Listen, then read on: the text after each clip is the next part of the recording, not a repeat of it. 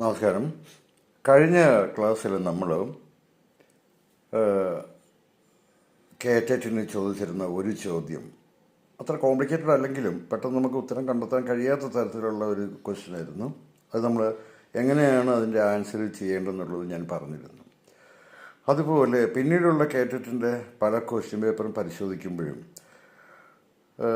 അതുപോലെ നമുക്ക് ഈ സഹായക്രിയകൾ എന്ന് ഒറ്റ നോട്ടത്തിൽ നമുക്ക് തോന്നുമെങ്കിലും എന്നാൽ അത് ക്രിയയുടെ ഫങ്ഷൻ ചെയ്യുന്ന വാക്കുകളുണ്ട്. സഹായക്രിയകളെ തന്നെ ക്രിയയായി ഉപയോഗിക്കുന്ന അവസരങ്ങൾ ഉണ്ട്. അതിലൊന്നാണ് ഹാസ് ഹാവ് ഹാഡ്. നമ്മൾ ഈ ഹാസ് ഹാവ് ഹാഡ് കണ്ടാൽ ഉടനടി നമ്മൾ എന്താ നെഗറ്റീവ് ആണോ പോസിറ്റീവ് ആണോ നോക്കിയിട്ട് അതിൻ്റെ ടാഗ് എഴുതാൻ ശ്രമിക്കും. അപ്പോൾ ഹാസ് ഹാവ് ഹാഡിനെ നമുക്ക് ഒരേ സമയത്ത് തന്നെ അവ ക്രിയയായും പ്രയോഗിക്കും, അതേപോലെ തന്നെ സഹായക്രിയയായും പ്രയോഗിക്കും.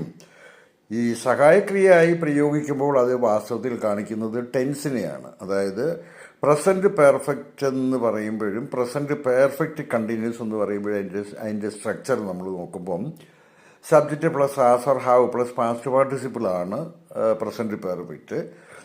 Subject plus has or have plus been plus I N G ആണ് പ്രസൻറ്റ് പെർഫെക്റ്റ് കണ്ടിന്യൂസ്. അതേപോലെ തന്നെയാണ് ഹാഡ് പ്ലസ് പാസ്റ്റ് പാർട്ടിസിപ്പിൾ ആയിരിക്കുമ്പോൾ അത് പാസ്റ്റ് പെർഫെക്റ്റ് ആണ്.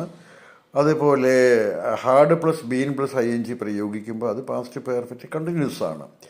ഇങ്ങനെയല്ലാതെ ഹാസ് ഹാവ് ഹാഡ് ക്രിയയായും പ്രയോഗിക്കുമെന്ന് മനസ്സിലാക്കണം. അങ്ങനെ ഒരു ചോദ്യം ഞാൻ കേറ്ററ്റിൻ്റെ ക്വസ്റ്റ്യൻ പേപ്പറിൽ കണ്ടു.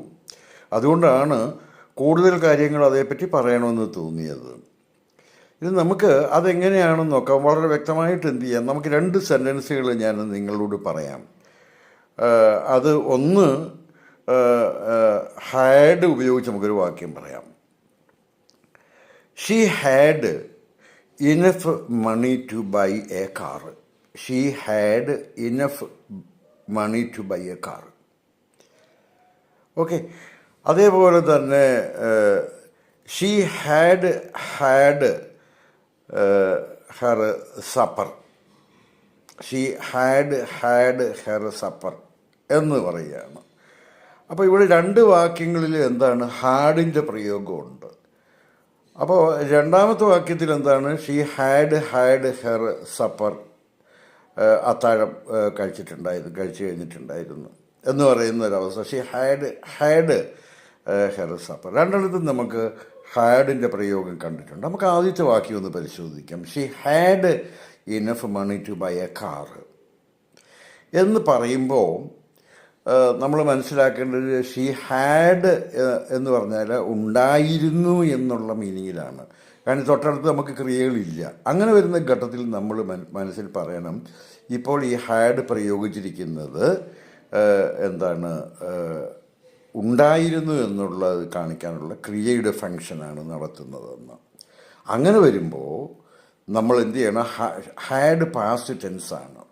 അതിന് നമ്മൾ സാധാരണ പാസ്റ്റ് ടെൻസിനെ സ്പ്ലിറ്റ് ചെയ്യുന്നത് പോലെ സ്പ്ലിറ്റ് ചെയ്യുമ്പോൾ നമുക്ക് ഡിഡ് പ്ലസ് എന്താണ് അതിൻ്റെ ഈ ഹീയോടൊപ്പം പ്രയോഗിക്കാൻ പറ്റുന്നത് എന്താണ്, ഷീ ഹാഡ് എന്നാണ് നമ്മൾ ഷീ ഹാഡ് ഇനഫ് മണി എന്നാണ് പറഞ്ഞത്. അപ്പോൾ നമുക്ക് എങ്ങനെ അവിടെ എന്ത് ചെയ്യാം, അവിടെ ഹാഡിനെ സ്പ്ലിറ്റ് ചെയ്യുമ്പം ഡിഡ് പ്ലസ് ഹാവ് ആണ്.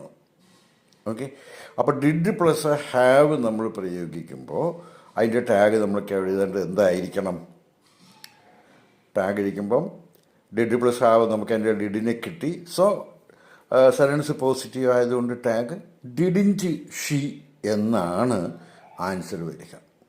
മനസ്സിലായി കാണുമല്ലോ.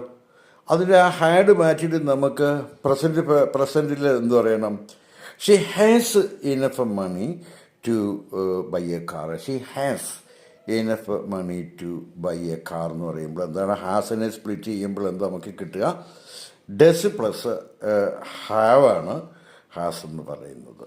ഓക്കെ.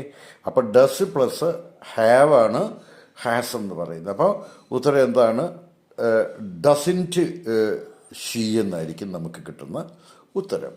ഹാവ് ആണെങ്കിലോ, ഹാവ് പ്രയോഗിക്കുകയാണെങ്കിൽ നമുക്ക് സബ്ജക്റ്റിനെ മാറ്റേണ്ടി വരും.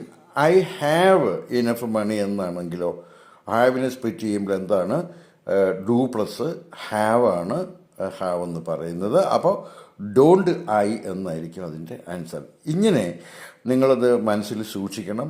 നമ്മളെ കൺഫ്യൂസ് ചെയ്യാൻ ഇങ്ങനെയുള്ള ചോദ്യങ്ങൾ പരീക്ഷയ്ക്ക് ചോദിക്കും, അതുകൊണ്ട് ശ്രദ്ധിക്കുക. ഇനി രണ്ടാമത്തെ നമ്മൾ ആദ്യം പറഞ്ഞ വാക്യത്തിലേക്ക് പോകുമ്പം ഹാഡാണ്. അപ്പം ആദ്യത്തത് എന്താണ്, സഹായക്രിയയായിട്ട് കണക്കാക്കിയാൽ രണ്ടാമത്തത് ഹാഡ് പ്രയോഗിക്കുന്നത് യഥാർത്ഥ ക്രിയയ്ക്ക് സമാനമായിട്ട് അല്ലെങ്കിൽ പകരമായിട്ട് ഉപയോഗിച്ചിരിക്കുന്നതാണ് ആ രണ്ടാം പറഞ്ഞിരിക്കുന്ന ഹാഡ്. കഴിച്ചിട്ടുണ്ട്.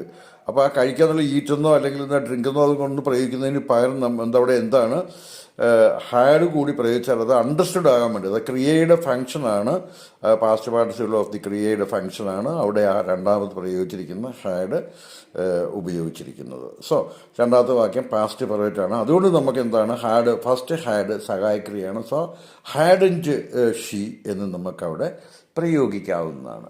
മനസ്സിലായി കാണുമെന്ന് വിശ്വസിക്കുന്നു. ഓക്കെ, അപ്പോൾ അങ്ങനെ ഹാവ് ഹാഡ് വന്നു കഴിഞ്ഞാൽ കൺഫ്യൂഷൻ തോന്നേണ്ട കാര്യമില്ല. ശ്രദ്ധിക്കുക, ടെൻസിൻ്റെ ഓർത്ത് വയ്ക്കണം. അതായത് ഹാവ് ഹാഡോ പ്രയോഗിച്ചതിന് ശേഷം തൊട്ടടുത്ത് ക്രിയ തന്നിട്ടുണ്ടെങ്കിൽ അത് ടെൻസിനെയാണ് കാണിക്കുന്നത്. എന്നാൽ തൊട്ടടുത്ത് നൗണാണ് വരുന്നതെങ്കിൽ എന്താണ് നമ്മൾ മനസ്സിലാക്കേണ്ടത്, ആ ഹാഡ് ശരിക്കും പറഞ്ഞാൽ എന്താണ് ക്രിയയുടെ ഫങ്ഷനാണ് ചെയ്യുന്നത്. ഓക്കെ, ഇതുകൂടി മനസ്സിൽ വെക്കണം. എന്നിട്ട് വേണം കേറ്ററ്റിൻ്റെ പ്രീവിയസ് ക്വസ്റ്റ്യൻ പേപ്പേഴ്സ് വർക്കൗട്ട് ചെയ്യുമ്പം ഇതുകൂടി നിങ്ങൾ എന്താണ് വർക്കൗട്ട് ചെയ്യാനായിട്ട് ശ്രമിക്കണം. ഇത് മനസ്സിൽ വെച്ചുകൊണ്ട് വേണം നമ്മളത് ചെയ്യാനായിട്ട്. ഓക്കെ, അത് ഞാൻ പറഞ്ഞു കഴിഞ്ഞു. ഇനി നമുക്ക് അടുത്ത ഒരു കാര്യത്തിലേക്ക് പോകുന്നതിന് മുമ്പേ എനിക്ക് തോന്നുന്നത് ഇത് 1, 2, 3 ക്ലാസ്സുകൾ ഒരേ ദിവസം തന്നെ ചിലപ്പോൾ അപ്ലോഡ് ചെയ്യേണ്ടി വരും. കാരണം ഈ പറയുന്ന കാലത്തിനുള്ളിൽ ഇത് ഫിനിഷ് ചെയ്യണമെന്നുണ്ടെങ്കിൽ അങ്ങനെ തന്നെ ചെയ്തെങ്കിലേ പറ്റുള്ളൂ. ഇനിയിപ്പോൾ ഞാൻ ഒരെണ്ണം കൂടി പറഞ്ഞിട്ട് എന്ത് ചെയ്യാം, നമുക്ക് അവസാനിപ്പിക്കാം, ഇന്നത്തെ കഴിയാം. ശ്രദ്ധിക്കുക, ഇനി ഞാൻ പറയാൻ പോകുന്നത് മറ്റൊരു ക്വസ്റ്റ്യൻ കണ്ടത് ലെറ്റസ് ആണ്. ലെറ്റസ്, അപ്പോൾ ലെറ്റ് അസ് എന്നുള്ളതിൻ്റെ ഷോർട്ടാണ് ലെറ്റ്സ് എന്ന് പറയുന്നത്. അപ്പോൾ let us go out for a walk എന്നൊരു വാക്യം തന്നു എന്ന് വിചാരിക്കാം. ഞാൻ ആ ക്വസ്റ്റ്യൻ പേപ്പറിൻ്റെ ബാക്കിയുള്ളതൊന്നും ഞാനത് ശ്രദ്ധിച്ചില്ല. ബാക്കിയൊക്കെ ഉള്ളതുണ്ടാവുക. നിങ്ങൾ വർക്കൗട്ട് ചെയ്യുക. സംശയങ്ങളുണ്ടെങ്കിൽ നിങ്ങൾക്ക് ചോദിക്കാവുന്നതാണ്. കമൻറ്റ് ബോക്സിൽ വന്നിട്ട് നിങ്ങൾക്കത് ഉന്നയിക്കാവുന്നതേ ഉള്ളൂ. ഉന്നയിച്ചാൽ തീർച്ചയായിട്ടും ഞാൻ എന്ത് ചെയ്യും, അവിടെ തന്നെയോ അല്ലെങ്കിൽ പിന്നീട് അത്യാവശ്യം തോന്നിയാൽ മറ്റൊരു ക്ലാസ്സിൽ ഞാനത് പറയാൻ ശ്രമിക്കാം. അപ്പം ഈ ലെറ്റസിനെ പറ്റി പറഞ്ഞിട്ട് നമുക്ക് ഇന്നത്തത് അവസാനിപ്പിക്കാം. അപ്പോൾ let's God for a walk എന്ന് പറയുമ്പം നോക്കൂ, ഇതിവിടെ മാത്രമല്ല നിങ്ങൾ ലെറ്റസ് എന്നുള്ളതിൻ്റെ പ്രയോഗം വരുന്നത്. അതേപോലെ തന്നെ കേറ്ററ്റിലെ ക്വസ്റ്റ്യൻ പേപ്പറിൽ ഞാൻ റിപ്പോർട്ടഡ് സ്പീച്ച് കണ്ടു. ഡിറക്റ്റ് ആൻഡ് ഇൻഡയറക്റ്റ് സെൻറ്റൻസുകൾ എന്താണെന്നും അതിനകത്ത് പാസീവ് എല്ലാം ഉണ്ട് അതിനകത്ത് കേട്ടോ. അത് ഇത് പെട്ടെന്ന് പഠിച്ച് തീർത്തെടുക്കാൻ പറ്റുന്ന, പക്ഷേ ഞാൻ ഈ ക്വസ്റ്റ്യൻ പേപ്പർ ഡിസ്കസ് ചെയ്യുന്നത് വെച്ചിട്ട് ഓരോന്ന് പറയുമ്പോൾ ബാക്കിയുള്ള കാര്യങ്ങൾ കൂടി അതിനോടൊപ്പം പറയുന്നതെന്ന് മാത്രമേ ഉള്ളൂ. പല കേറ്ററ്റിൻ്റെ ഡിസ്കഷൻ ഞാൻ കണ്ടു. അതിൽ ആൻസറിലേക്ക് വരുന്നത് പലപ്പോഴും പലരും പറഞ്ഞിട്ടില്ല. പക്ഷെ അതുകൊണ്ടാണ് ഇത് എക്സ്പ്ലനേഷനോട് കൂടി ഞാനിത് ചെയ്യാൻ തീരുമാനിച്ചത്. ഇത് വളരെ സിമ്പിളാണ്, അത് ഓർമ്മയിൽ സൂക്ഷിക്കാൻ പറ്റുന്നതാണ്. അപ്പോൾ ലെറ്റസ് എന്ന് പറയുന്നത് let us God for a walk എന്ന് പറയുന്നത് ലെറ്റസിൻ്റെ മീനിങ് എന്താണ്? അതെല്ലായ്പ്പോഴും ഒരു സജഷനെയാണ് കാണിക്കുന്നത്, ഒരു നിർദ്ദേശത്തെയാണ് ലെറ്റസ് കൊണ്ട് ഉദ്ദേശിക്കുന്നത്. അപ്പോൾ ലെറ്റസ് നമുക്ക് പുറത്തേക്കൊന്ന് നടക്കാൻ പോയാലോ എന്നല്ലെങ്കിൽ പോകാമെന്ന് പറയുന്ന ഒരു നിർദ്ദേശമാണ്, ഒരു സജഷനാണ്. അപ്പോൾ ലെറ്റസ് എന്നുള്ളതിൻ്റെ മീനിങ് നിങ്ങൾ ഓർമ്മയിൽ സൂക്ഷിക്കുക അല്ലെങ്കിൽ എഴുതിയെടുക്കുക. ലെറ്റസിൻ്റെ മീനിങ് എന്താണ്? വി ഷാൽ എന്നാണ്. We shall. അപ്പോൾ let's God for a walk എന്ന് പറഞ്ഞാൽ മറ്റൊന്നും നോക്കേണ്ടതില്ല. എന്ത് ചെയ്യുക, ഷാൽവി എന്ന ടാഗ് എഴുതി കഴിഞ്ഞാൽ നമുക്കതിൻ്റെ ആൻസർ. ഇപ്പോൾ ലെറ്റസിൻ്റെ വി ഷാൽ എന്നുള്ളത് തിരിച്ചറിയുമ്പോൾ എന്താണ്, ഷാൽവിയാണ്. അതേപോലെ ടാഗിൻ്റെ എല്ലാ നിയമങ്ങളും നിങ്ങൾ പാലിക്കേണ്ടി വരും. അപ്പം നമ്മൾ ലെറ്റസ് കണ്ടു കഴിഞ്ഞു. ഇനി അതിൻ്റെ കൂടെ നിങ്ങൾക്ക് സംശയങ്ങൾ ഉണ്ടാവാൻ സാധ്യതയുള്ള അല്ലെങ്കിൽ എന്താണ് പ്രയാസമെന്ന് തോന്നുന്ന മറ്റൊന്നാണ്, കേട്ടിട്ടുണ്ടാവും നിങ്ങൾ ഒരുപാട് ഉണ്ട്. അത് പറയുകയാണെങ്കിൽ ധാരാളം എന്താണ് ക്വസ്റ്റ്യൻ ടാഗിനെ പറ്റി പറയാൻ ഒരുപാട് കാര്യങ്ങളുണ്ട്. പക്ഷെ അങ്ങനെയുള്ള ചോദ്യങ്ങളൊന്നും ഞാൻ അതായിട്ട് കണ്ടില്ല. പക്ഷെ അങ്ങനെ ചോദിച്ചുകൂടായിരിക്കുകയൊന്നുമില്ല. കാരണം നമ്മൾ തീർച്ചയായിട്ടും എന്താണ് ആൻസർ ചെയ്യാൻ ബാധ്യസ്ഥരാണ്. കാരണം അത് നമുക്കെങ്ങനെ മാർക്ക് തരാണ്ടിരിക്കാം എന്നാണ് ശരിക്കും ചോദ്യകർത്താവിൻ്റെ ഉദ്ദേശമെന്ന് നമ്മൾ മനസ്സിൽ തന്നെ പറയണം. എങ്കിൽ മാത്രമേ നമുക്കത് ചെയ്ത് വെക്കാൻ വഴിയുള്ളൂ. ഇതിപ്പോൾ തന്നെ സമയം നമ്മൾ ഉദ്ദേശിക്കുന്നതിനെക്കാട്ടി കൂടുതലായതുകൊണ്ട് തൽക്കാലം ഞാൻ എന്ത് ചെയ്യുന്നു, നിർത്തുന്നു. ക്വസ്റ്റ്യൻ അതിനെ പറ്റിയുള്ള കൂടുതൽ വിവരങ്ങൾ എന്ത് ചെയ്യാം, നമുക്ക് അടുത്ത, അതായത് കേട്ടിട്ടിൻ്റെ പാർട്ട് 3 നമുക്ക് ചർച്ച ചെയ്യാവുന്നതാണ്. ഓക്കെ, അപ്പോൾ അടുത്ത ക്ലാസ്സിൽ കാണുന്നവരെ നമുക്ക് എന്ത് ചെയ്യാം, കാത്തിരിക്കാം. ഞാൻ ജോസ്.